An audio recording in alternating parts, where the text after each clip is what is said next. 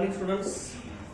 Last लेक्चरला आपण biomolecules मध्ये डायसॅकराइड study केला. आज आपण पॉलिसॅकराइड बोलणार आहे. पॉलिसॅकराइड मध्ये काय असणार आहे बघा. पॉलिसॅकराइड on hydrolysis yield large number of monosaccharides. On hydrolysis yield large number of monosaccharide units. Large number of monosaccharide units.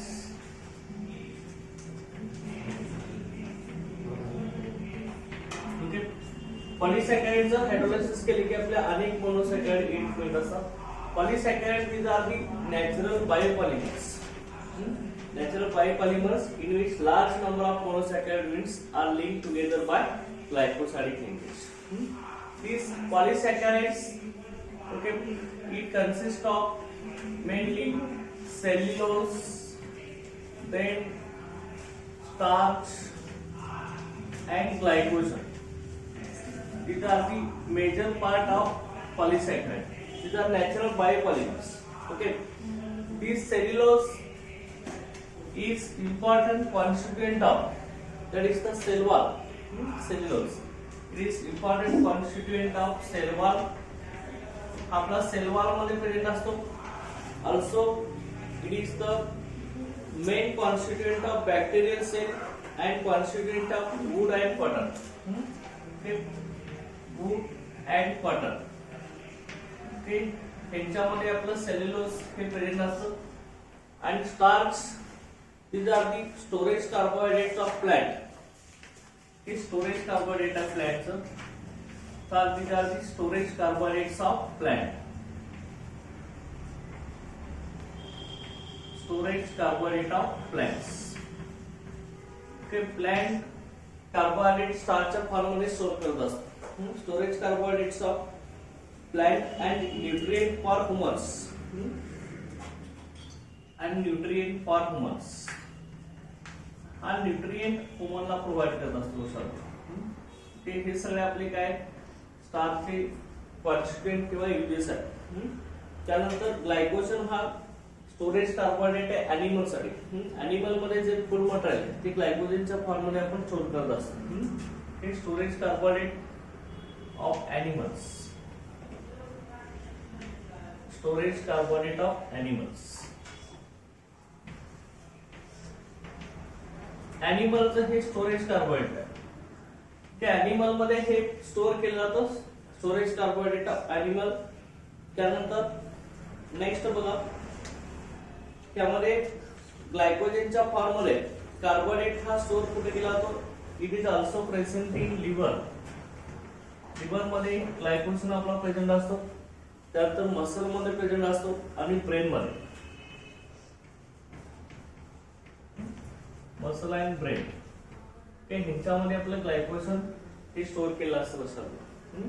Okay, त्यानंतर आता आपण पॉलिसॅकराइड मध्ये आपण हे तीन स्टडी करणार. ओके, सेल्युलोज, स्टार्च आणि ग्लायकोजन ह्याचे स्ट्रक्चर आपण बघणार. पहिल्यांदा आपण घेणार आहे तर स्टार्च घेणार.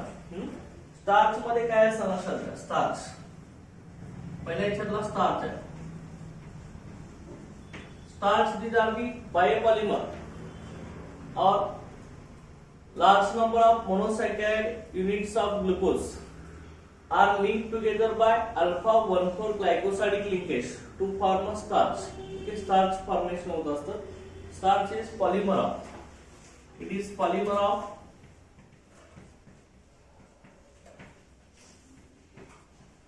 alpha D glucose. Alpha D ग्लुकोजचं हे पॉलिमर आहे. It consist of amylose and amylopectin. It consist of amylose and amylopectin. ही दोन कॉन्स्टिट्यूएंट आपल्या इथे प्रेझेंट असतात स्टार्च मध्ये. Amylose and amylopectin. अमायलोज असतो तो 15 to 20% असतो स्टार्च मध्ये. आणि अमायलोपेक्टिन आहे तो 80 to 85% मध्ये हा आपला पेरिन असतो अमायलोपेक्टिन.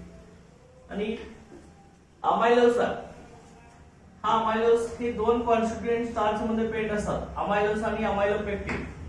अमायलोज आहे तो वॉटर, हा वॉटर सोल्युबल असतो, वॉटर मध्ये सोल्युबल असतो. वॉटर सोल्युबल हा असतो तो वॉटर इनसोल्युबल असतो, वॉटर इनसोल्युबल हा वॉटर मध्ये सोल्युबल होत नाही. त्यानंतर अमायलोज मध्ये alpha D glucose, okay, alpha D ग्लुकोजचे अनेक युनिट एकमेकाला जॉईन झाल्यानंतर कॉम्प्लेक्स तयार होत असतो, okay, forms blue colour complex with iodine, blue colour complex with iodine.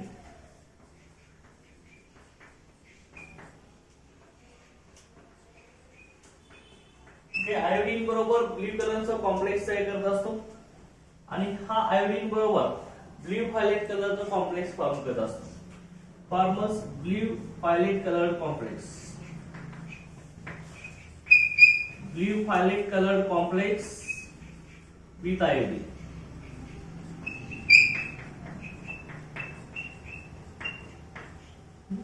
Iodine बरोबर ब्लू व्हायलेट कलरचा कॉम्प्लेक्स हा अमायलोपेक्टिन फॉर्म करत असतो, ओके. आता त्यानंतर ह्यामध्ये अमायलोज मध्ये 200 to 1000 एवढे युनिट आपले प्रेझेंट असतात, अल्फा डी ग्लुकोज युनिट.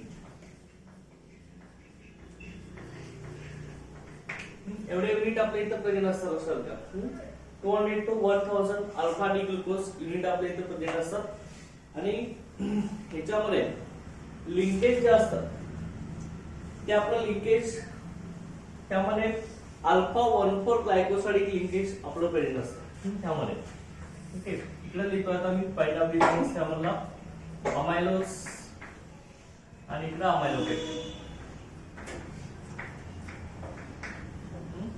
त्याच्यामध्ये अल्फा 1,4 ग्लायकोसाइडिक लिंकेज प्रेझेंट असते, अल्फा 1,4 ग्लायकोसाइडिक लिंकेज. आणि it form a straight chain, okay. हा स्ट्रेट चेन पॉलिमर असतो सध्या, it is straight chain polymer, okay, अमायलोजचा. आणि स्ट्रेट चेन मध्ये सगळे अल्फा डी ग्लुकोज एकमेकाला अटॅच होत असतात. आणि अमायलोपेक्टिन हा आपला ब्रँच्ड पॉलिमर आहे, okay. It consist of, okay, it consists of alpha 1,4 glycosidic linkage,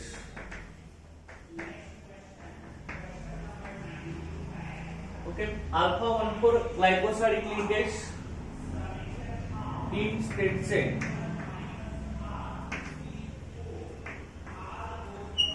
okay. straight chain मध्ये alpha 1,4 glycosidic linkage असते and branching and beta 1,6 glycosidic linkage.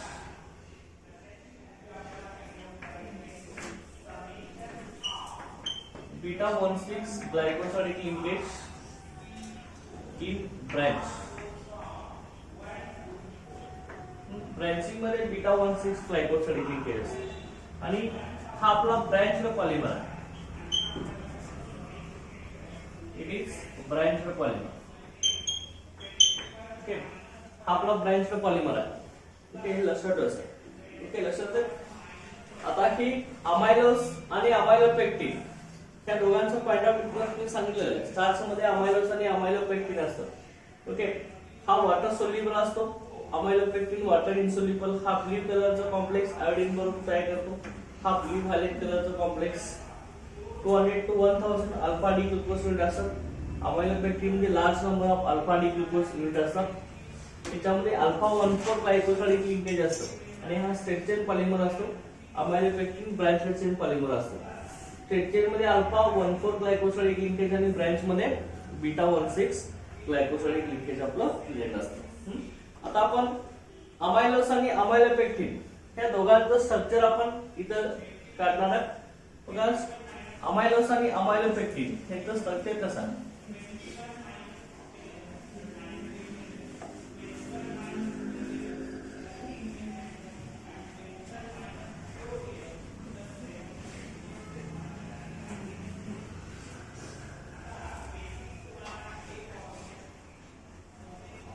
Amylose and amylopectin, त्या दोघांचं स्ट्रक्चर कसं आहे आपलं स्टार्च मध्ये. स्टार्च आपलं पॉलिसॅकराइड मधला starch, amylose plus amylopectin.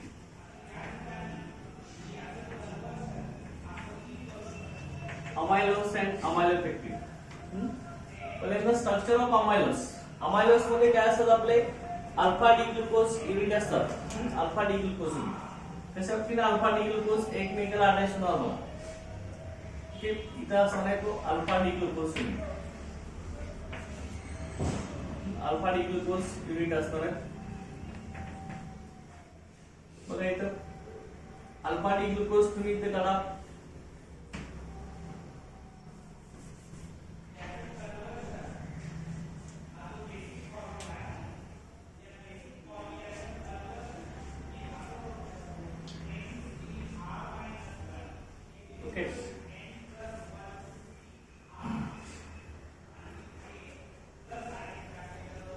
Alpha D glucose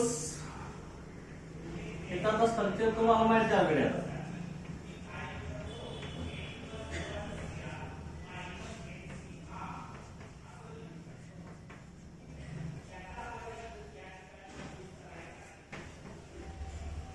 ते आपला अल्फा डी ग्लुकोज आहे. ओके, त्यालाच आपण काय म्हणते alpha D plus galactopyranose, sorry glucopyranose. Alpha D glucopyranose. इथं कार्बन एटम वापरलाय फर्स्ट आहे, इथं सेकंड, इथं थर्ड, इथं फोर्थ आहे, इथं फिफ्थ आणि इथं सिक्स्थ कार्बन. ओके, आता अनेक अल्फा डी ग्लुकोज एकमेकांना आपल्याला ग्लायकोसाइडिक लिंकेजला अटॅच करायचं आहे.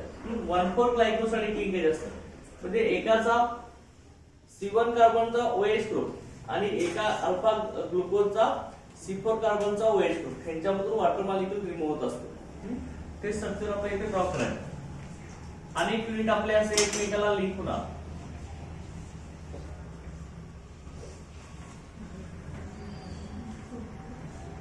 ते आता असं लिंकिंग होणार. सेम ही युनिट काढून घ्या, ग्लुकोजचे युनिट.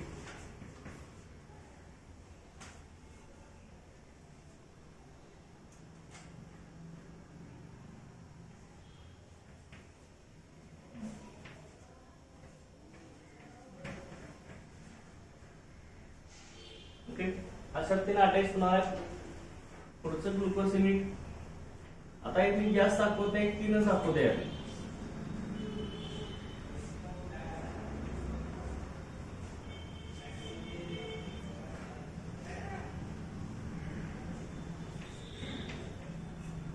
H OH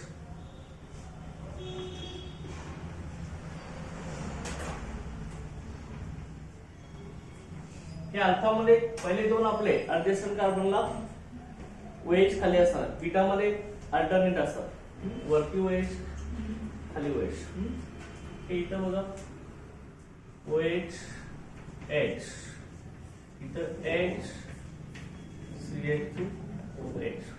ओके, हे सगळे आपण इथं 3 युनिट आपण इथं दाखवूया. हे कशा पद्धतीने होणार.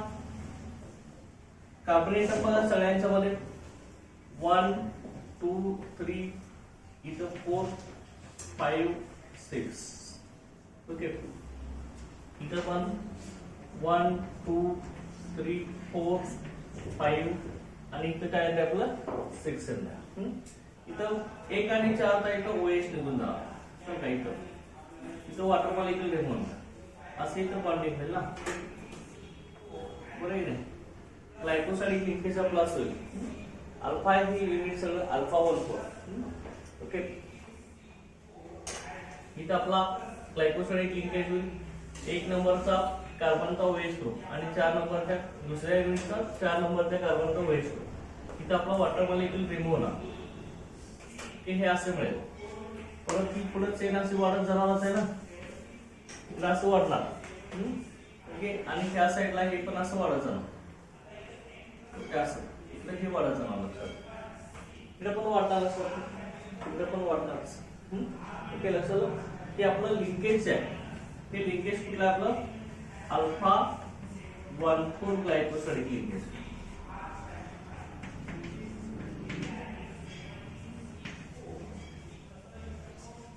अल्फा 1,4 ग्लायकोसाइडिक लिंकेज ना अनेक ग्लुकोजचे युनिट एकमेकाला इथं अटॅच होणार आहे. सो का हे लक्षात ठेवायचं. हे जे स्ट्रक्चर आहे आपलं हे पुन्हा स्ट्रक्चर आहे अमायलोज.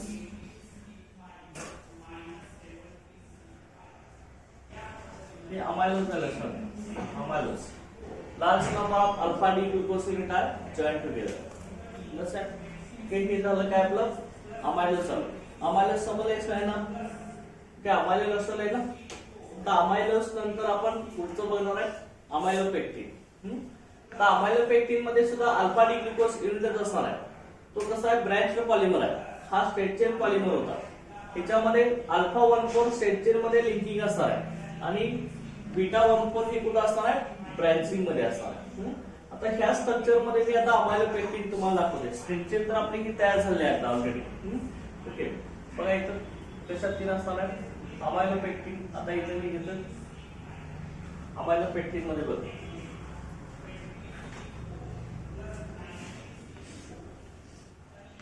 आता अमायलोजच्या ठिकाणी अमायलोपेक्टिन.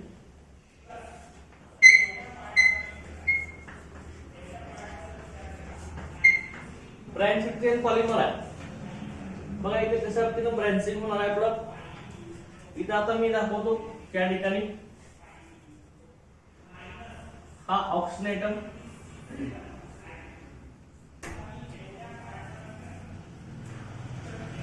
ग्लायकोसाइडिक लिंकेज आपलं कसं होणार आहे इथं ऑक्सिजन आहे.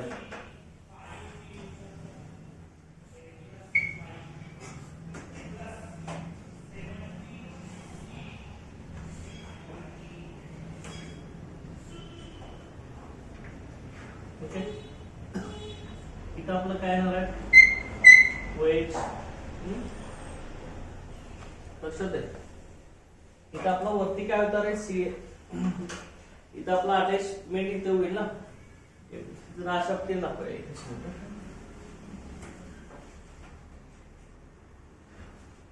1,6 म्हणले ना. एका ब्रँचिंग मध्ये 1,6 आहे. एक आणि कुठला कार्बन 6 नंबरचा कार्बन लक्षात घ्या. एक आणि 6 नंबर. त्यामुळे आता 6 नंबरचा कार्बन अटॅच केलेला आपण दाखवणार आहे. बघा इथं हे अशा पद्धतीने येईल तुम्हाला.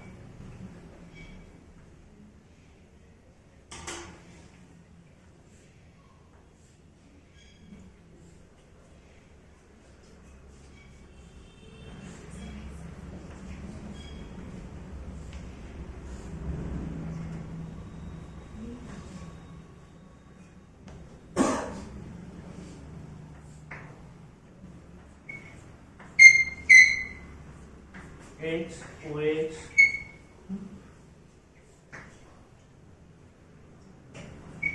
OH H परत इथं आणि इथं आपलं काय H CH2OH होता ना. बरोबर HCH2OH होता. बघा आणि इथं आपलं ऑलरेडी काय इथं OH तुम्हाला दाखवतो लक्ष देण्यासाठी. बघा इथं परत हे युनिट क्लास नाव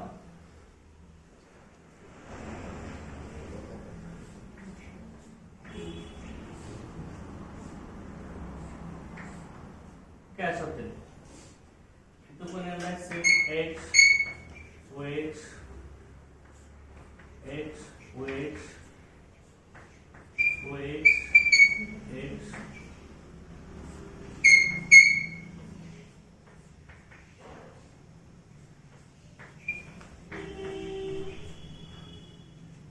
एक मिनिट मी इथे काढतो.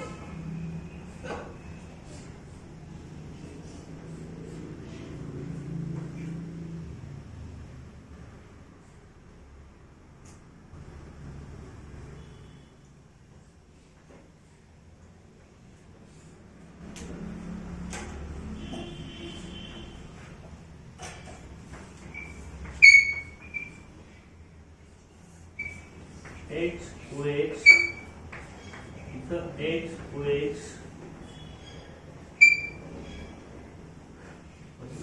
OH H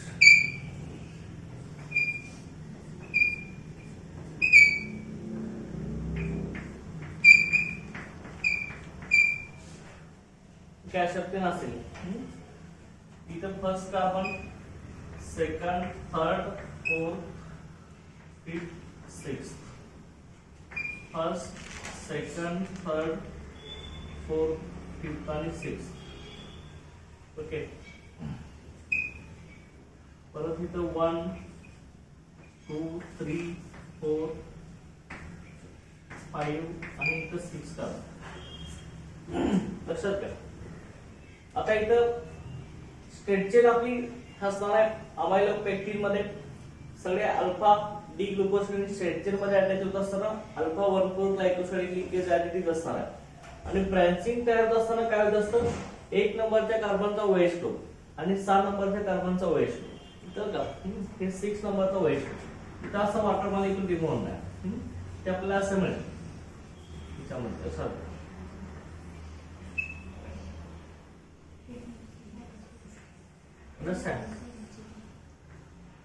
अशा तीन मिळाले लक्षात आहे ओके 1 आणि 6 नंबरचा ना 6 नंबरच्या कार्बनचा OH आणि 1 नंबरचा OH इथला वॉटर मॉलिक्यूल निघून जाणार आणि इथं आपलं ऑलरेडी काय असणार आहे इथं स्ट्रेट चेन मध्ये कुठला असणार आहे 1,4 ग्लायकोसाइड लिंकेज आपला असणार होता ना ते पण इकडे असं वाढत जाणार होतं चेन परत तिकडं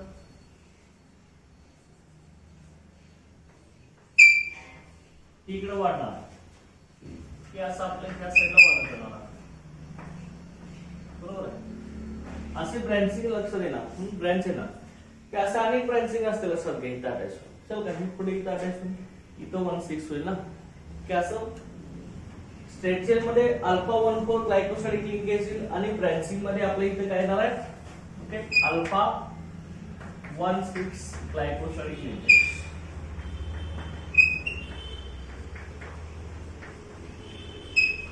ब्रांचिंग मध्ये काय येणार आहे अल्फा 1,6 ग्लायकोसाइड लिंकेज ही ब्रांच असणार ब्रांचिंग मध्ये आणि हे आपलं कुठं असणार आहे स्ट्रेट चेन मध्ये स्ट्रेट चेन मध्ये लिंकेज असणार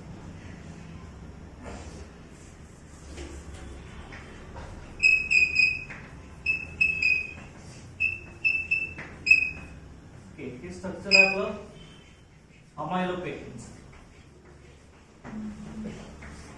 अमायलोपेक्टिन ओके लक्षात अशा तिने हे अमायलोपेक्टिन आहे हे सगळेच काय ना ओके इथं आपला पहिला झाला कुठला स्टार्टर त्यानंतर आता सेल्युलोज सेल्युलोज आता तर सेल्युलोज मध्ये काय होणार आहे बघा सेल्युलोज आपण काढणार आहे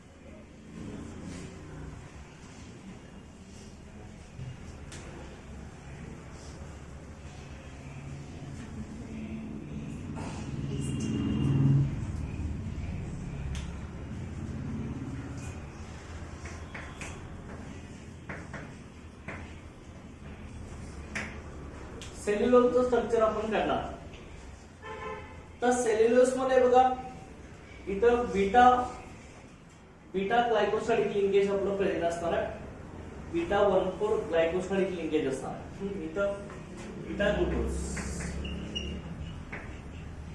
इथं अल्फा ग्लुकोज युनिट असणार आहे beta glucose unit link together एकमेकाला बीटा ग्लुकोज युनिट लिंक झालेलं असणार बीटा ग्लुकोज मध्ये बघा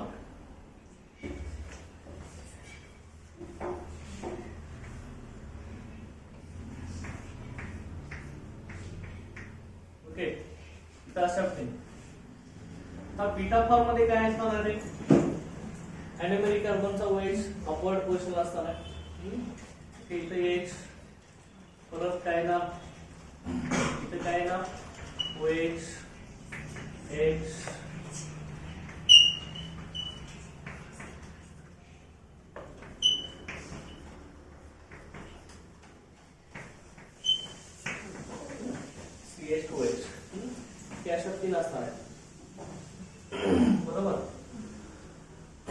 कार्बन फर्स्ट, हा सेकंड, हा थर्ड, हा फोर्थ, हा इथं फिफ्थ येणार, हा इथं सिक्स्थ येणार. ओके, बीटा फॉर्म मध्ये अॅल्युमिनियम कार्बनचा OH कुठे आहे? बीटा साइडला, म्हणजे वरती अप्पर पोझिशन. असं अनेक युनिट काढून घ्या.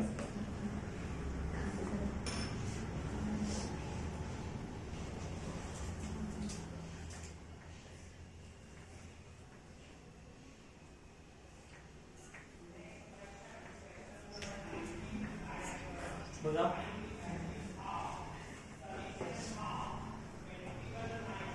OH, H, OH, इथं OH, H, OH, H, परत H, CH2OH. काय सर?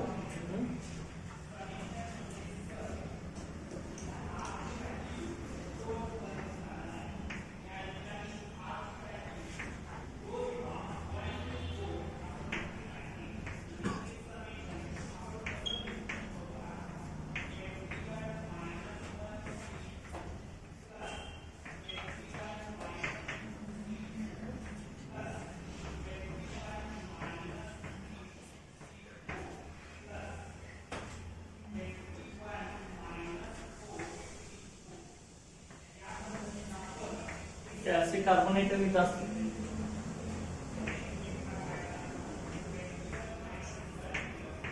ठीक आहे, लक्षात आहे. आता ही बीटा फॉर्मला आपण ग्लुकोज काढलेला आहे. बीटा 1,4 ग्लायकोसाइड लिंकेज असणार आहे. हा सुद्धा आपला स्ट्रेट चेन पॉलिमर आहे. लक्षात आहे, आपला स्ट्रेट चेन पॉलिमर आहे.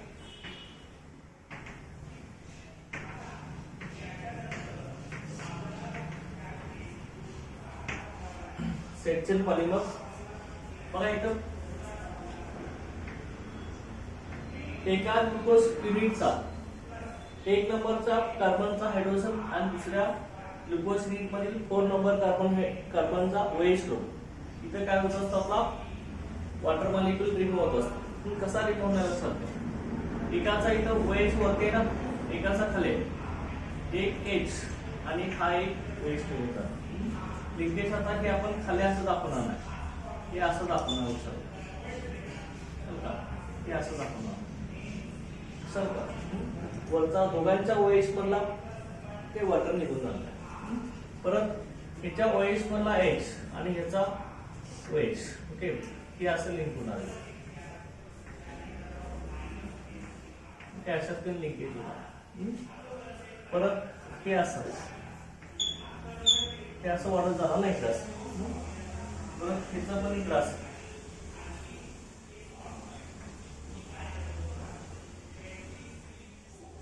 हे असं इकडं वाढत आहे. लक्षात आहे, हे आपलं काय लिंकेज कुठला आहे? Beta 1,4 glycoside.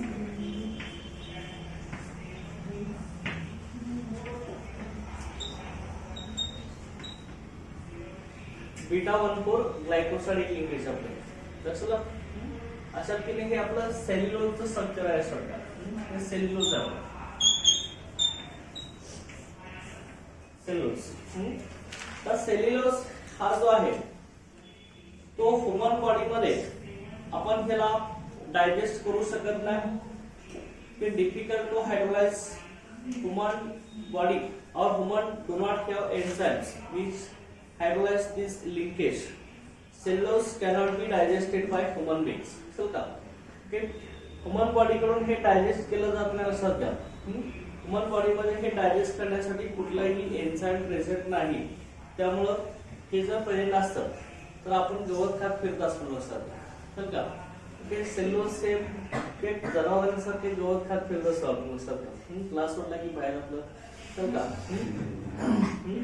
कॅसेप्टिन ही ह्यूमन बॉडी मध्ये नसल्यामुळे आपण हे डायजेस्ट करू शकत नाही. लक्षात घ्या, ओके, लक्षात का? ओके, हे कॅसेप्टिन हे सेल्युलोजचं स्ट्रक्चर आहे. त्यानंतर ग्लायकोशन आहे. पुढचा आपला ग्लायकोशन.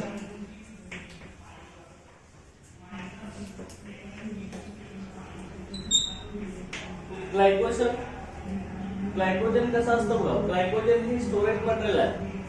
हे कार्बोहायड्रेट हे ग्लायकोजन मध्ये आपण स्टोअर करत असतो, स्टोरेज कार्बोहायड्रेट्स आहे. आणि ह्याच्यामध्ये ग्लायकोजनचं स्ट्रक्चर आपलं सेम कुणासारखं आहे, amylopectin. Structure similar to amylopectin.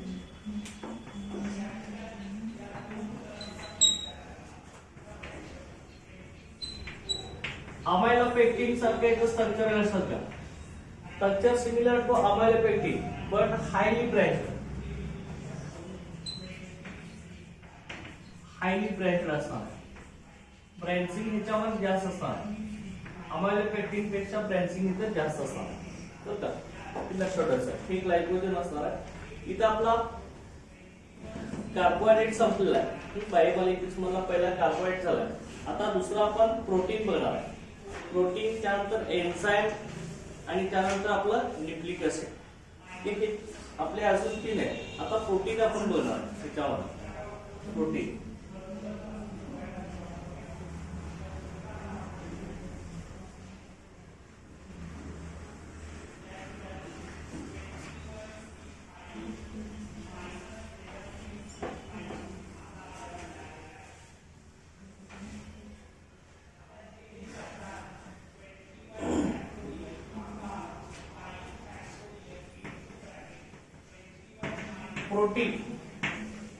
Protein आपला इथं सेकंड बायोमॉलिक्युल्स आहे. प्रोटीन काय असणार का, proteins are polyamides. Proteins are polyamides. ही पॉलिअमाइड्स आहे. अनेक अमाइड लिंकेज त्याच्यामध्ये पेड असतात. अमाइड लिंकेज आपलं CONH2. Proteins are polyamides which are high molecular weight polymers. Which are high molecular weight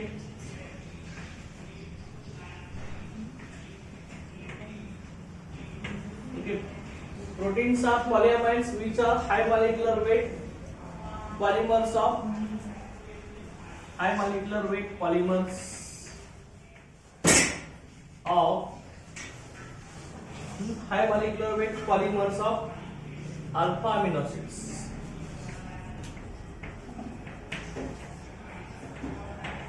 Alpha amino acids. Okay. Proteins are polyamides which are high molecular weight polymers of alpha amino acids. हे alpha amino acids हे polymers आहेत. high molecular weight polymers of alpha amino acids. आणि alpha amino acids एकमेकाला link झाल्यावरती आपले protein form होत असतात. आणि त्या प्रोटीनचं आपण हायड्रोलायसिस केलं. Protein of hydrolysis. आता प्रोटीनचा आपण जर हायड्रोलायसिस केला असेल, प्रोटीनचा हायड्रोलायसिस, तर आपल्याला काय मिळत असतो, अल्फा अमिनो ऍसिड मिळत असतं. Use alpha amino acids. Alpha amino acid मिळतात हायड्रोलायसिस केल्यावर. आता लक्षात घ्या, एक्झाम्पल आहे इन्सुलिन. इन्सुलिन आपलं हे प्रोटीन आहे. त्याचं हायड्रोलायसिस केलं की आपल्याला त्याच्यामध्ये 51 अल्फा अमिनो ऍसिड मिळतात. 51 अल्फा अमिनो ऍसिडचे चेन मिळत असतात. हे इन्सुलिन मध्ये 51 अल्फा अमिनो ऍसिड करीन असतात. इन्सुलिन कोण सिक्रेट करतो बॉडीमध्ये आपलं, इन्सुलिनचं सिक्रेशन कोण सिक्रेट करतो. आणि इन्सुलिन कोणापासून सिक्रेट होत असतं, कुठली ग्लँड आपली. इन्सुलिनचं सिक्रेशन कोणापासून होत असतं रे. इन्सुलिन कोणापासून सिक्रेट होत असतो सांगा लोक. इन्सुलिनचं सिक्रेशन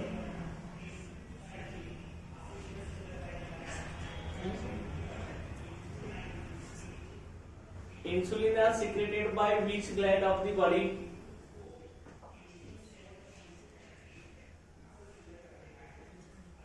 लिव्हर काय करतो, लिव्हर काय सिक्रेट करतो, लिव्हर काय सिक्रेट करतो. आणि पॅनक्रियास काय सिक्रेट करतो. लिव्हर लक्षात घ्या, इन्सुलिनचं सिक्रेशन आपलं लिव्हर मध्ये होत असतं लक्षात घ्या. आणि आपलं पॅनक्रियास काय स्पीड करतो, बाईल ज्यूस का हे सिक्रेशन करत असतो. ओके, आता ह्यामध्ये इन्सुलिन आहे. इन्सुलिन हा ह्याचा हायड्रोलायसिस केले की 51 अल्फा अमिनो ऍसिड मिळत असतात. त्यामुळे इन्सुलिन मध्ये 51 अल्फा अमिनो ऍसिडची आपली चेन प्रेझेंट असते लक्षात घ्या. आता ही अल्फा अमिनो ऍसिड्स आहेत म्हणजे थोडक्यात काय, प्रोटीनचा long chain of alpha amino acids. Protein ही आपली अल्फा अमिनो ऍसिडची लॉंग चेन आहे. आता बघा की अल्फा अमिनो ऍसिड कसे असतात बघा. अल्फा अमिनो ऍसिड्स म्हणजे अमिनो ग्रुप आपल्या इथं प्रेझेंट असतो. कशा तीन असतो लक्षात घ्या. कार्बोक्सिलिक ऍसिड COH आहे. ओके, त्याच्या नेक्स्ट कार्बन कुठला असतो आपला, अल्फा असतो. ओके, त्याला कोण अटॅच असतो, NH2 अटॅच असतो. पुन्हा आपला अल्किल ग्रुप असतो लक्षात घ्या. ओके, आपला अल्फा अमिनो ऍसिड आहे. कार्बोक्सिलिक ऍसिडच्या नेक्स्ट कुठला असतो, अल्फा असतो. Alpha carbon. अल्फा कार्बनला अमिनो ग्रुप अटॅच असतो, NH2 ग्रुप. हे आपलं काय, अल्फा अमिनो ऍसिड्स आहे लक्षात घ्या. Alpha amino acids. आता हे जे अल्फा अमिनो ऍसिड्स आहेत, हे अल्फा अमिनो ऍसिड्स हे कसे असतात हे लक्षात घ्या. अल्फा अमिनो ऍसिड्स हे आपले सगळे क्रिस्टलाइन असतात, वॉटर सोल्युबल असतात. Okay, these alpha amino acids are crystalline, water soluble, water मध्ये सोल्युबल होत असतात. आणि आता टोटल जे अल्फा अमिनो ऍसिड असतात नेचर मध्ये आपले total 20 alpha amino acid present आहेत. त्यामध्ये न्यूट्रल अल्फा अमिनो ऍसिड्स आहेत, ऍसिडिक अल्फा अमिनो ऍसिड्स आहेत आणि बेसिक अमिनो ऍसिड्स आपले प्रेझेंट आहेत. बघा याच्यामध्ये इथं आपल्याला कशा पद्धतीने मिळणार आहे बघा. हे जे अल्फा अमिनो ऍसिड्स आहेत, अल्फा अमिनो ऍसिड्सचा क्रिस्टलाइन असतात. क्रिस्टलाइन त्यानंतर वॉटर सोल्युबल, वॉटर मध्ये सोल्युबल असतात. हे alpha amino acids are crystalline, water soluble and non volatile melting solids. Non volatile melting solids.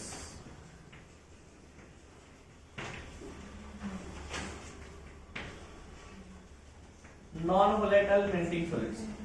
ही volatile होत नाही, ह्यांचं पेपर सेट मध्ये कन्व्हर्सन होत नाही. Non volatile melting solids, amino acids in aqueous solution behave as salt. In aqueous solution, alpha amino acid in aqueous solution. Aqueous solution behaves as salt. Behaves as salt. सॉल्टच्या form मध्ये हे पेंट aqueous solution मध्ये पेंट असतं. आता हे जे सॉल्ट आहे, आता सॉल्टचं फॉर्मेशन काय होत असतं, due to presence of acidic and basic group in the same molecule. COH कसा ग्रुप आहे आपला, ऍसिडिक आहे आणि NH2 ग्रुप कसा आहे आपला, बेसिक आहे. ते एकच मॉलिक्यूल मध्ये ऍसिडिक ग्रुप आणि बेसिक ग्रुप पेंट असल्यामुळे अल्फा अमिनो ऍसिड हा आपला कसा असतो, सॉल्टच्या फॉर्म मध्ये पेंट असतो. आता सॉल्टच्या फॉर्म मध्ये पेंट असल्यामुळे की हा मॉलिक्यूल डबली चार्ज असतो. डबली चार्ज किंवा हा बिहेव सॉल्ट बिहेव करत असतो.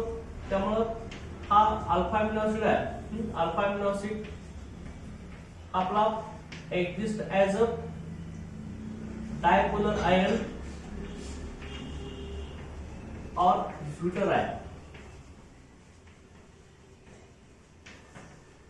डायपोलर आयन किंवा ज्युटर आयनच्या फॉर्म मध्ये आपला प्रेझेंट असतो. हे तुम्हाला मी सांगितले, ज्युटर आयन और डायपोलर आयन आपला अमिनो ऍसिड झालाय सल्फोनेशन. हे एरोमेटिक अमिनो ऍसिडचं सल्फोनेशन आपण केलं होतं ऍल्डिनचं, त्यावेळी ज्युटर आयनचं फॉर्मेशन झालं होतं नाही, सल्फायनिक ऍसिडचं. चल का बघा इथे कसं पद्धतीनं ज्युटर आयन्स किंवा डायपोलर आयन तयार होत असतो. कधी तयार होतो ज्युटर आयन और डायपोलर आयन एकाच मॉलिक्यूल मध्ये ऍसिडिक आणि बेसिक ग्रुप पेंट असतं तर ज्युटर आयनचं फॉर्मेशन होत असतं. ऍक्वेस सोल्युशन मध्ये बघा RCH2 आहे, RCH2 नाही तर CH का हे कार्बनची व्हॅलेन्सी आपली सॅटिस्फाय झाली पाहिजे. ओके, लक्षात आहे. इतर RCH, ओके, इथं आपला कोण असणार आहे, NH2 CH ओके. ज्युटर आयनच्या फॉर्म मध्ये कसा प्रेझेंट असणार आहे बघा ऍक्वेस सोल्युशन मध्ये. ओके, आपला नायट्रोजन वरती लोन पेअर ऑफ इलेक्ट्रॉन असते, COH मधला H+ आहे त्या NH2 ला अटॅच होत असतो, त्यावेळी आपल्याला काय मिळत असतं RCH NH3+, okay, COO-, okay, RNH3+ CO-. तर काय हा सॉल्ट फॉर्मेशन झालं ना, त्याला आपण काय म्हणत असतो डायपोलर आयन. दोन पोलर आयन तयार झाले, मायनस आणि plus, dipolar ion of shooter ion.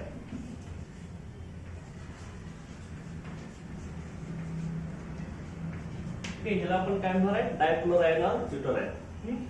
की ऍसिडिक ग्रुप आणि बेसिक ग्रुप एकाच मॉलिक्यूल मध्ये पेंट असतील तर काय होत असतं, कार्बोक्सिलिक ऍसिड आपला ऍसिडिक ग्रुप आहे, NH2 बेसिक ग्रुप आहे, इथला H+ आयन NH ला अटॅच होत असतो, NH3 मध्ये NH2 मध्ये नायट्रोजन वरती लोन पेअर ऑफ इलेक्ट्रॉन आहे ना, हा H+ इथं बॉन्डिंग करतो, त्यामुळे NH3+ आणि CO- असा ज्युटर आयन किंवा डायपोलर आयनचं आपल्या इथं फॉर्मेशन होत असतं.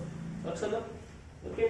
आता त्यानंतर नेक्स्ट आपण आता याच्यामध्ये बोलणार आहे classification of amino acids. Amino ऍसिडचं क्लासिफिकेशन आपल्याला बघायचं. क्लासिफिकेशन ऑफ अमिनो ऍसिड, कशा पद्धतीने अमिनो ऍसिडचं क्लासिफिकेशन होत असतं बघा.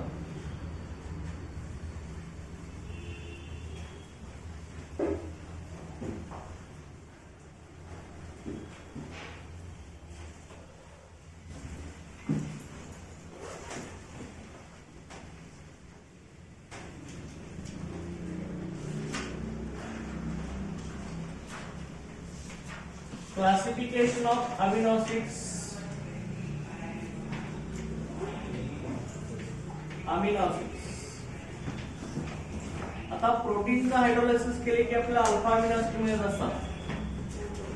अमिनो ऍसिडचं क्लासिफिकेशन आपण 3 टाइप मध्ये करत असतो, acidic amino acid, basic amino acid आणि न्यूट्रल अमिनो ऍसिड. त्या 3 टाइप मध्ये आपण क्लासिफिकेशन करतो. Okay, acidic amino acid, basic amino acid and neutral amino acid. या 3 टाइप मध्ये यांचं क्लासिफिकेशन आहे. ऍसिडिक अमिनो ऍसिड कधी म्हणणार आहे आपण, ज्या अमिनो ऍसिडच्या चेन मध्ये COOH ग्रुप जर जास्त असतील तर त्याला काय म्हणणार आपण ऍसिडिक अमिनो ऍसिड असं म्हणणार. COOH ग्रुप आपले जास्त असतील, amino acid having more number of COH group. Number of COH group is more than number of COOH group. The carboxyl group. Number of COH group is more than NH2 group. Okay. Amino group आपला basic आहे. COH group जास्त असेल तर आपण काय म्हणणार आहे, number of COH group is more than NH2 group. तर त्याला ऍसिडिक अमिनो ऍसिड म्हणणार आहे आपण. आणि बेसिक अमिनो ऍसिड मध्ये काय म्हणतात, number of COOH group is less than NH2 group. Amino group पेक्षा COOH ग्रुप कमी असणार, म्हणजे अमिनो ग्रुप आपले जास्त असणार. आणि इथं number of COOH group, carboxyl group and amino group is equal to number of NH2 group. हे दोन्ही इक्वल असतील तर आपण ह्याला काय म्हणणार आहे, न्यूट्रल अमिनो ऍसिड असं म्हणणार. आता त्यानंतर त्याच्यामध्ये इसेन्शियल अमिनो ऍसिड आणि non essential amino acids. Essential amino acid,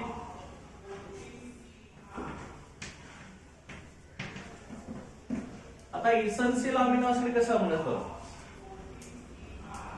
जे अमिनो ऍसिड बॉडी मध्ये डेली डाएट मधून आपल्याला मिळत नाही त्याला आपण काय म्हणणार आहे, इसेन्शियल अमिनो ऍसिड असं म्हणणार.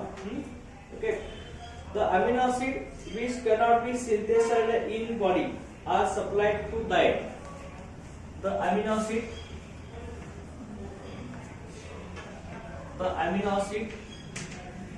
it cannot be synthesized in body.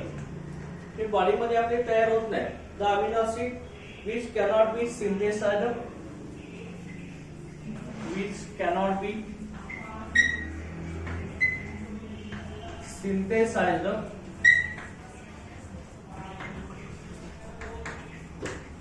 in body. The amino acid which cannot be synthesized in body, जे बॉडी मध्ये आपले तयार होत नाही, and are supplied through diet,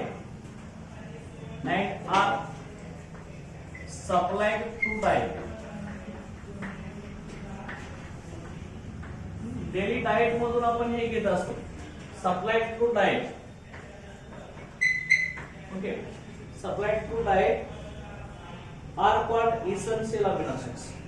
त्याला आपण इसेन्शियल अमिनो ऍसिड असं म्हणणार आहे.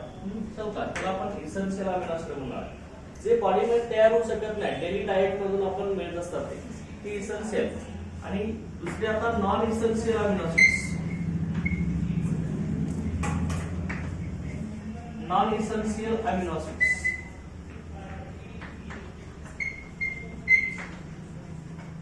तर नॉन इसेन्शियल अमिनो ऍसिड कुठले असतात बरं? The amino acid which can be synthesized in body, body मध्ये तयार होत असतात. The amino acid which are synthesized in body, the amino acid which synthesized in body.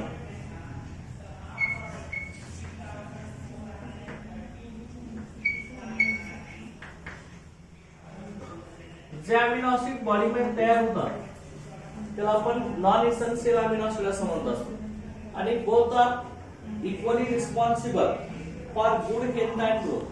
Both are equally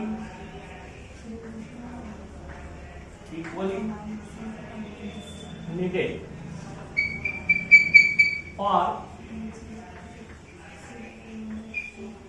good health and development, for good health and growth.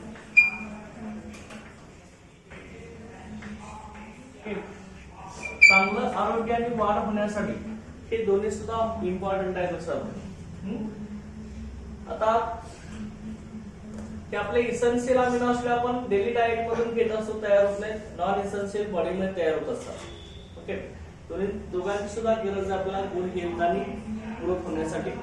आता आपण daily हे fruits वगैरे खात असतो, त्याच्यामुळे सुद्धा आपल्या अमिनो ऍसिड मिळत असतात. बनाना जे असतो, बनाना मधून जवळपास 16 टाइपचे अमिनो ऍसिड आपल्या बॉडीला मिळत असतात. असं बनाना जे बॉडीमध्ये सिंथेसाइज केले जातात. ओके, हे लक्षात असतं. आता त्यानंतर हे जे आपले अमिनो ऍसिड्स आहेत, ह्यांचं लक्षात घ्या, आपल्याला ऑप्टिकल आयसोमेरिझम बघायचं, डीएल कॉन्फिगरेशन बघायचं आपल्याला. Amino acid except glycine has one chiral center and it shows optically active. ते अमिनो ऍसिड हे आपले ऑप्टिकली ऍक्टिव्ह असतात. लक्षात घ्या amino acids.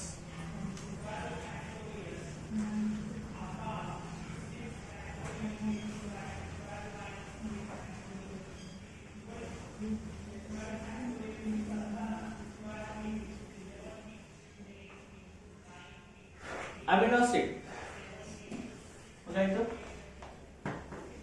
Amino acids are optically active.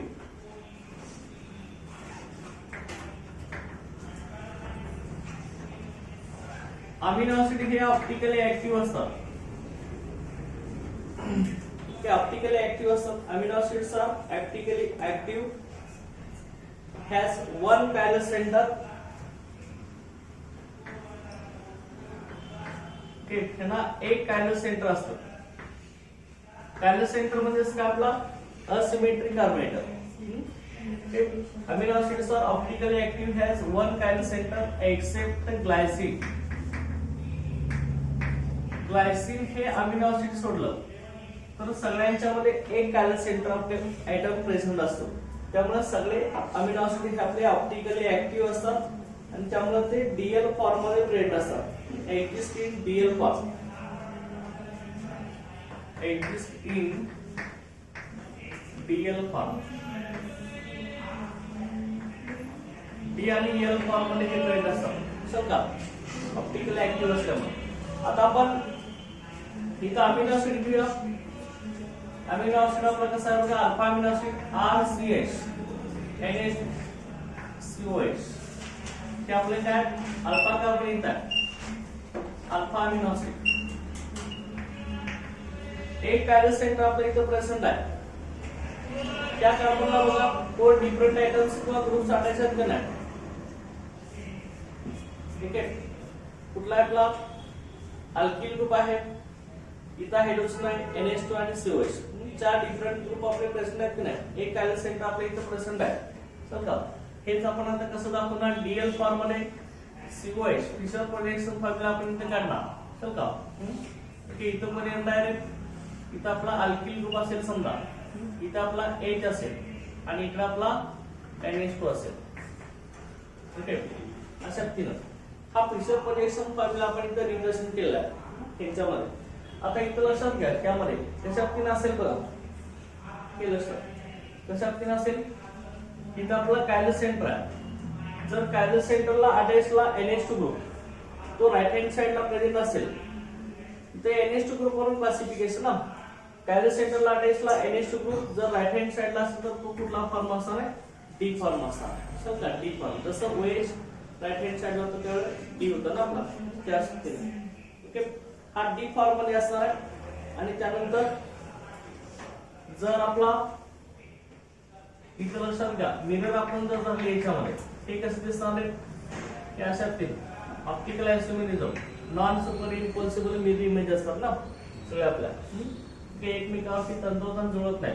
NH2 आपला इकडे आला, ओके, NH2 त्या साईडला आला, इकडे H आला, इथं आपला R झाला. चल का इथे NH2 ग्रुप आपला लेफ्ट साइड आहे, त्यामुळे हा काय झाला L फॉर्म आणि हा काय झाला आपला D form of alpha amino acid. Okay. कसं ओके. अशा तीन हे आता जनरलीचे अल्फा अमिनो ऍसिड्स आहेत आपले, जनरली सगळे अल्फा अमिनो ऍसिड्स आहेत ते आपले कुठल्या फॉर्म मध्ये असतात, L फॉर्म मध्ये असतात. अल्फा अमिनो ऍसिड हे सगळे आपले L फॉर्म मध्ये पेंड असतात. असतात alpha amino acid. K alpha amino acid present in L form, हे आपले L फॉर्म मध्ये पेंड असतात. Okay. Present in L form मध्ये पेंड असतात. आता त्यानंतर नेक्स्ट बघा पुढे आपण आता पेप्टाइड बॉन्ड आणि प्रोटीनचं स्ट्रक्चर हे कसं असतं आपल्याला बघायचं. आता ह्यामध्ये बघा प्रोटीन हे आपलं काय असतो, अल्फा अमिनो ऍसिडची चेन असते. प्रोटीन ही आपली अल्फा अमिनो ऍसिडची चेन असते. अनेक अल्फा अमिनो ऍसिड एकमेकाला पेप्टाइड बॉन्डला अटॅच झाले असतात. तर पेप्टाइड बॉन्ड कसा तयार होतो ते आपण इथे बघूया. चल का पेप्टाइड बॉन्डचं फॉर्मेशन कसं होतं ते आपण बघूया. Formation of peptide bond and polypeptides हे आपण इथे स्टडी करूया. Polypeptides and peptide bond.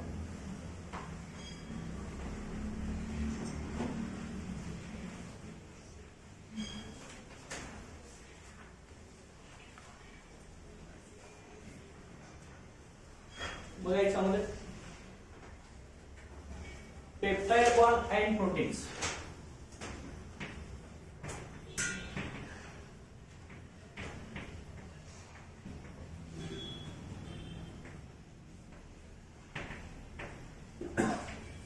Peptide bond and proteins. आता प्रोटीन्स हे आपले अमिनो ऍसिड्स आहेत. अल्फा अमिनो ऍसिड्स आपले प्रेझेंट असतात त्याच्यामध्ये. कशात आपले हे लिंकेज असतं हे तुम्हाला मी दाखवते. त्यामध्ये बघा जनरल आपण आता दाखवूया. R अल्किल ग्रुप आहे ना आपला, R आपला अल्किल ग्रुप आहे. ते आता कशात लिंकेज मी दाखवते लक्षात घ्या. अल्फा अमिनो ऍसिड आपले आपल्या इथे काय असणार आहे COH. ओके. स्पीड करून दाखवतो इथं CHR. इथं कोण असणार आहे आपला NH2. कसं का NH2 अल्फा अमिनो ऍसिडच आहे की नाही. कार्बन कार्बनचा नेक्स्ट कुठला अल्फा कार्बन. अल्फा कार्बनला कोण अटॅच आहे NH2 अटॅच आहे ना. अल्फा अमिनो ऍसिड आहे आपला. आता अनेक अल्फा अमिनो ऍसिड एकमेकाला लिंक होणार त्यावेळी आपल्याला प्रोटीनचं स्ट्रक्चर मिळत असतं. बघा इथं दुसरा मी इथे घेतोय. बघा इथे NH2 CHR. जनरल आपण अल्फा अमिनो ऍसिड घेतले. तीन टाइपचे अल्फा अमिनो ऍसिड तुम्हाला सांगितले मी, न्यूट्रल, ऍसिडिक आणि बेसिक. आपले 20 अमिनो ऍसिड्स आहेत ती बुक मध्ये दाखवले. लक्षात घ्या फक्त ग्लायसिन सोडलं तर बाकी सगळे ऑप्टिकली ऍक्टिव्ह आहेत. ओके. तर त्यामध्ये कुठले कुठले ग्लायसिन, अलानिन, पॅलिन, लुसीन हे सगळे दाखवले. ऍसिडिक मध्ये दोनच आहेत, अस्पार्टिक ऍसिड आणि ग्लुटामिक ऍसिड, हे लक्षात ठेवायचं आहे. आणि बेसिक मध्ये लायसिन, आर्जिनिन आणि हिस्टिडीन आहे. ओके, हे लक्षात ठेवा. आता इथं बघा कशा पद्धतीने आपल्याला ही पेप्टाइड बॉन्डचं फॉर्मेशन होणार आहे. बघा इथं अनेक अल्फा अमिनो ऍसिड्स एकमेकाला लिंक होणार आहे, ते मी इथं तुम्हाला दाखवणार आहे. बघा इथं लिंकिंग कसं होणार बघा. सुरुवातीला याच्यामध्ये दोन अल्फा अमिनो ऍसिड तुम्हाला मी दाखवले. एका अल्फा अमिनो ऍसिड मधला COH ग्रुप आहे, COH ग्रुप आहे, त्याच्यामध्ये काय होत असतं बघा, आपला CONH लिंकेज आपल्याला तयार होत असतं. CONH लिंकेज कसा CONH लिंकेज तयार होतो, पेप्टाइड बॉन्ड किंवा त्याला असं आपण अमाइड लिंकेज असं म्हणत असतो. Okay, amide linkage of peptide linkage कसं असतं बघा. इथला हायड्रोजन मी आणखी एक स्प्लिट करून दाखवतो स्लाइड, आणि इथला एक हायड्रोजन आणखी मी इथं स्प्लिट करून दाखवतो. NH2 मध्ये हायड्रोजन मी स्प्लिट केले ना, चल का इथं बघा काय होत असतं, एका अल्फा अमिनो ऍसिड मधला OH ग्रुप आणि दुसऱ्यांच्या मधला NH चा H, इथं वॉटर मॉलिक्यूल रिमूव्ह होत असतात, हे इथं H2 रिमूव्ह होत असतो. ओके, बघा आपल्याला इकडला पण असा H निघून जात असतो ना, इकडे असा, तर काय इकडं असा निघून जात असतो. ओके, त्यावेळी आपल्याला इथं काय मिळणार, ओके NHN, चल का इकडं CHR, इथं काय ना C डबल बॉन्ड O, हा डायरेक्ट पुराडेश होणार आहे इथं NH.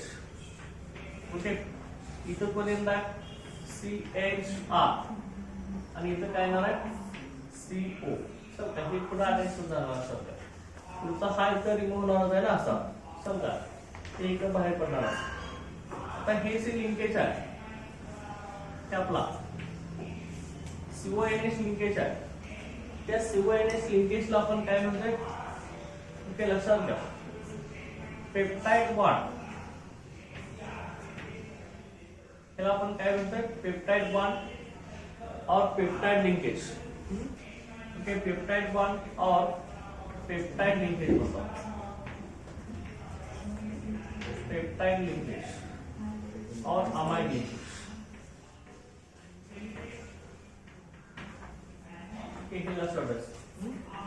आणि अमिनो ऍसिड एकमेकाला पेप्टाइड बॉन्ड किंवा अमाइड लिंकेज अटॅच होतात. दोन अल्फा अमिनो ऍसिड मध्ये काय असतात आपले,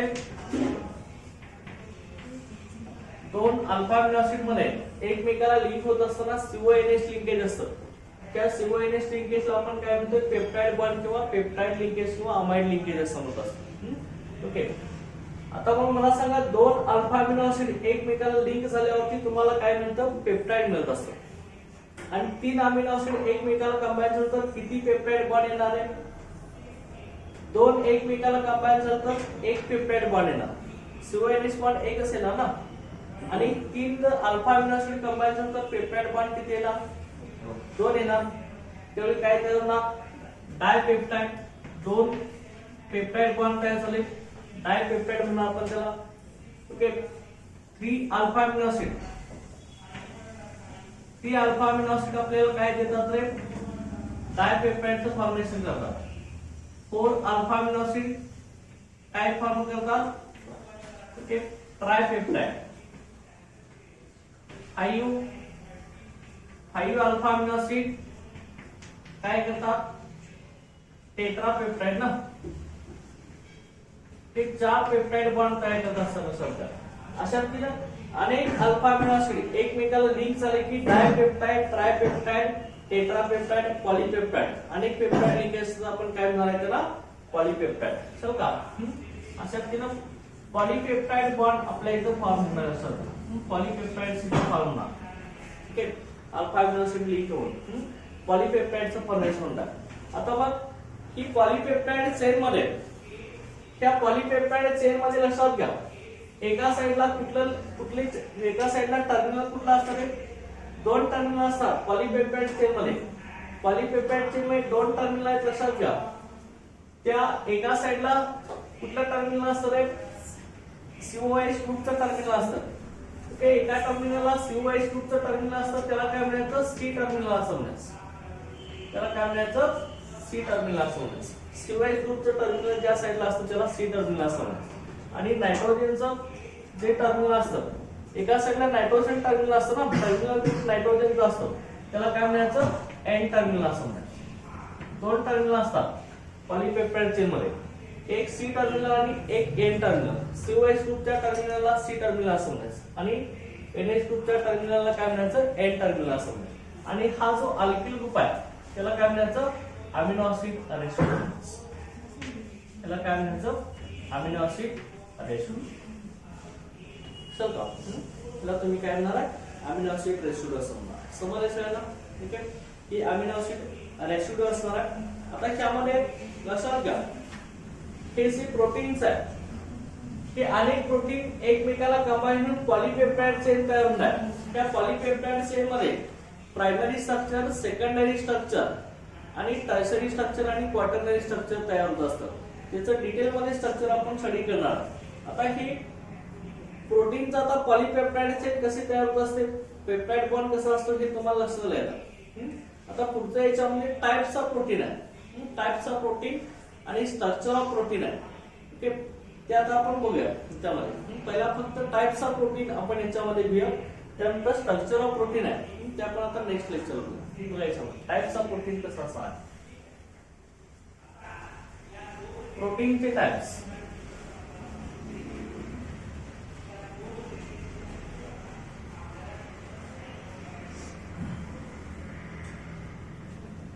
types of protein.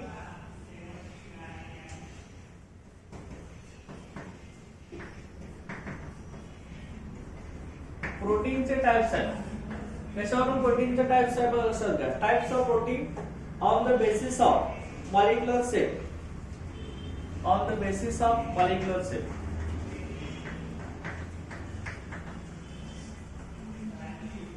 On the basis of molecular shape. मॉलिक्युलरच्या स्टेप वरून प्रोटीनचं क्लासिफिकेशन लक्षात घ्या. दोन टाइप मध्ये क्लासिफिकेशन आहे. पहिल्या याच्यामध्ये जो आहे तो आपला फायब्रस प्रोटीन आहे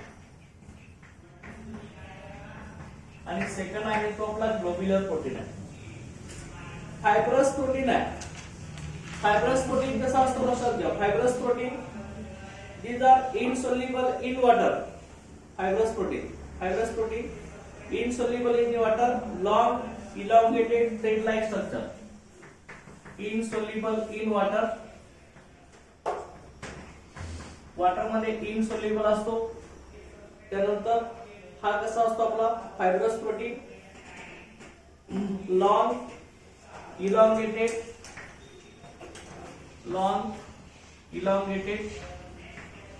and thread like structure. Okay, याचं आपलं लॉंग इलॉंगेटेड आणि थ्रेड लाईक स्ट्रक्चर असतं. Long elongated and thread like structure. Tend like to form of fibers.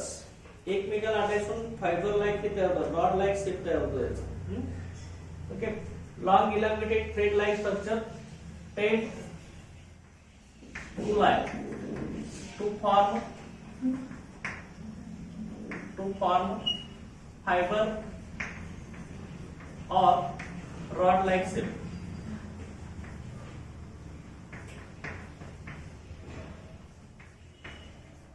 Okay, एकमेकाला कंबाईन होत असतात आणि फायबर किंवा रॉड लाईक शेप त्यांचा तयार होत असतो असतात. Rod like shape. ओके, आता ह्याच्यामध्ये जे आपले लिंकेज असतात ते आपले कुठले लिंकेज असतात लक्षात घ्या. अनेक आपल्या पॉलीपेप्टाइड चेन एकमेकाला असे कंबाईन होत असतात लक्षात घ्या. अनेक पॉलीपेप्टाइड चेन अनेक एकमेकाला असे कंबाईन होत असतात आणि आपल्याला long thread like elongated structure मिळत असतं. पॉलीपेप्टाइड चेन कसं तयार होतात आता आपण बघितलेलंच आहे.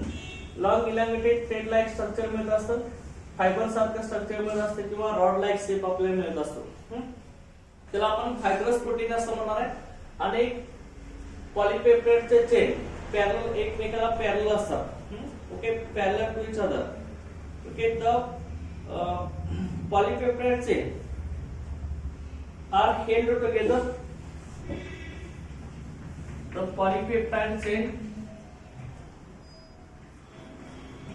polypeptide chain are parallel to each other,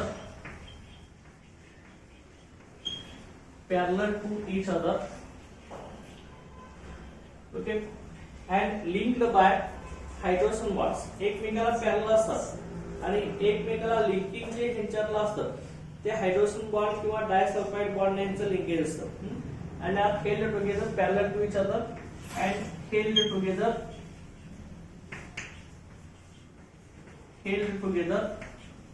by hydrogen bond.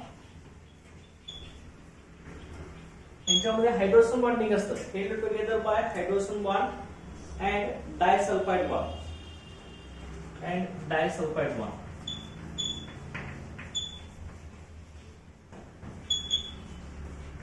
Hydrogen bond किंवा डायसल्फाइड बॉन्ड हे एकमेकाला लिंक झालेलं असतं. Okay, link together by hydrogen bond और disulphide bond and also have hydrogen bonds. आता ह्याच्यामध्ये एक्झाम्पल कुठले आहेत बघा. फायब्रस प्रोटीन हा वॉटर इनसोल्युबल असल्यामुळे कुठले एक्झाम्पल्स आहेत बघा फायब्रस प्रोटीनचे. बघा याच्यामध्ये कुठले एक्झाम्पल्स येणार आहेत. ह्यांचा जो एक्झाम्पल्स बघा. Collagen in टेंडॉन्स,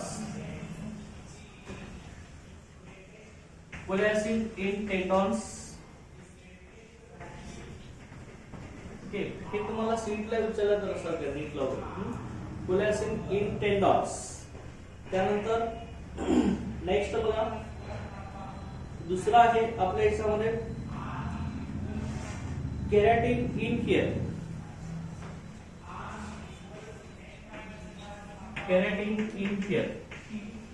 okay, keratin in hair असेल. त्यानंतर नेक्स्ट आपलं keratin in hair, skin, nail.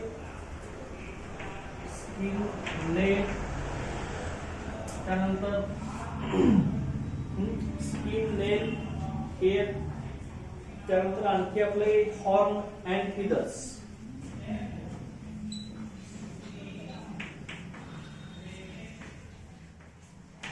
Horn असेल, फिदर असेल, वूल असेल, ह्यांच्यामध्ये हे केराटिन आपलं प्रेझेंट असतं. त्यानंतर नेक्स्ट बघा मायोसिन इन मसल.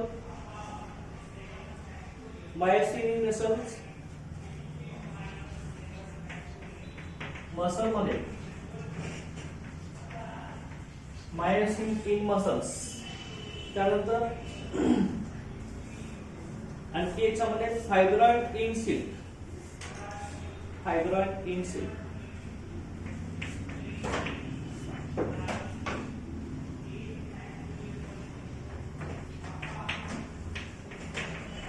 हे सगळे आपले फायब्रस प्रोटीन्स आहेत.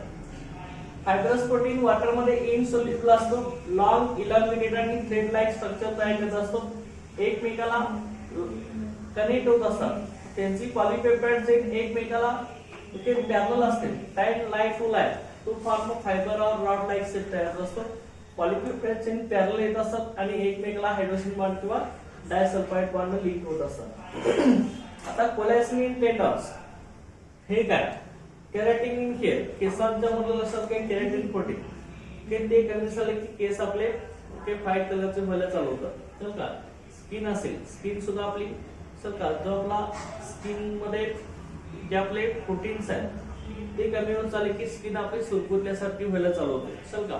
त्यानंतर नेल, आपली नखं असतात, जनावरांची नखं असतील, आपली असतील, प्राण्यांची सगळी, ते आपलं प्रोटीन्स आहे, फायब्रस प्रोटीन्स आहेत ना. त्यानंतर हॉर्न, सिंग असतील जनावरांची. चल का ते सिंग आपली, हॉर्न आपली फायब्रस प्रोटीन आहे. रॉड लाईक शेप तयार होते त्याचा. चल का ते फिदर्स मध्ये आपली पिसं असतील, मोर पिसं किंवा पक्ष्यांचे आपले पंख असतात, ते सगळे आपले प्रोटीन्स आहेत. फिदर्स, वूल असेल, लोकर असेल, चल का शेळे असेल, मेंढी असेल, त्यांची लोकर असेल, ते सगळे आपले प्रोटीन्स आहेत लक्षात घ्या. मायोसिन इन मसल्स, मसल मध्ये मायोसिन असतात बघा. आपले मसलचं कॉन्ट्रॅक्शन आणि रिलॅक्सेशन व्हाईट कलरचे असतात बघा. ते तर आपण मटन शॉप मध्ये कट केल्यावरती फायबर सगळं भाजी निघतात काय काय, ते सगळे मायोसिन मसल्स. चल का फायब्रॉइड इन सिल्क. चल का सिल्क मध्ये फायबर असतो, ते दोरी निघते सिल्कची आपली लांब असेल. हे सगळे आपले काय फायब्रस प्रोटीन आहे. सिल्क हे आपलं कुणापासून करत असतो आपण, पर्टिक्युलर किडा असतो लक्षात घ्या, इन्सेक्ट असतो, त्याच्यापासून सिल्क करत असतो, तो लाल गळत असतो लक्षात घ्या. तोंडातून लाळ आले की ती परत अशी सॉलिड होत जात असते. तर का कर्नाटकामध्ये आपण त्याचं जास्त उत्पादन घेतो लक्षात घ्या, सिल्क रेस्टिंग किडी पाळले होतात. तर का ते लाल गळत असतात, जेवढी जास्त लांब गळत जातात तसे ते धागे असे सॉलिड मध्ये होत जातात असं. त्यांचं पालन तिकडे केलं जातं. हे फायब्रस प्रोटीन आहे. आता फायब्रस प्रोटीन नंतर नेक्स्ट आपल्या याच्यामध्ये ग्लोब्युलर प्रोटीन.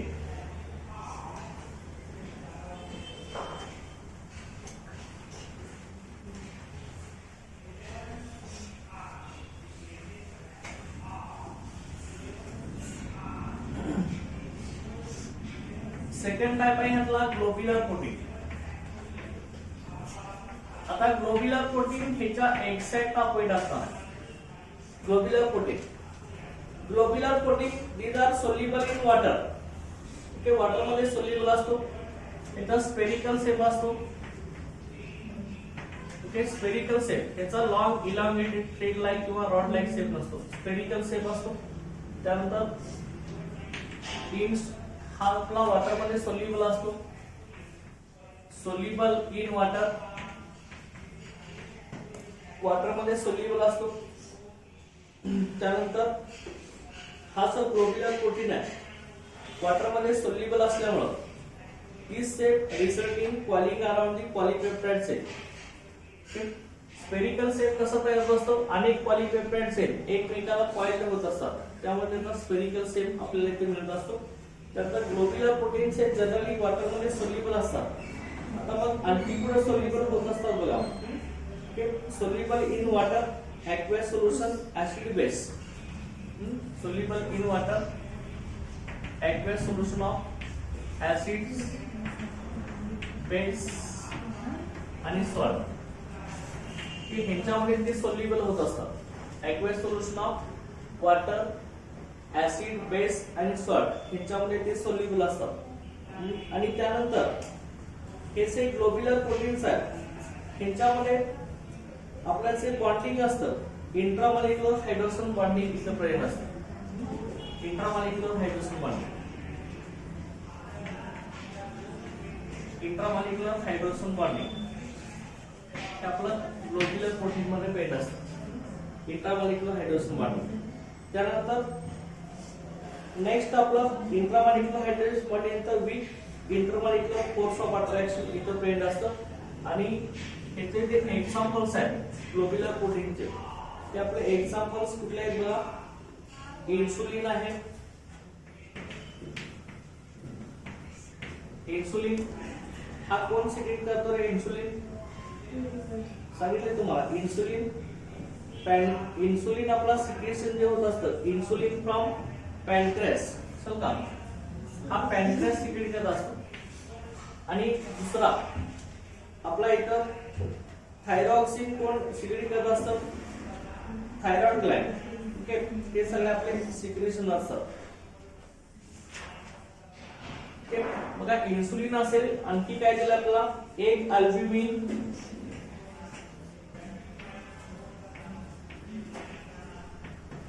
एक अल्ब्युमिन, त्यानंतर लेग्युमिन. लेग्युमिन आपला कुठं प्रेझेंट असतो? लेग्युमिन हा ओके प्रोटीन्स असतात पल्स मध्ये. पल्स मध्ये कडधान्यामध्ये असतात लक्षात. लेग्युमिन पल्स मध्ये, एक अल्ब्युमिन आणि लेग्युमिन मध्ये. हे सगळे आपले ग्लोब्युलर प्रोटीन्स आहेत लक्षात आहे. तर त्यानंतर नेक्स्ट लेक्चरला आपण स्ट्रक्चर ऑफ प्रोटीन बघू. ठीक आहे.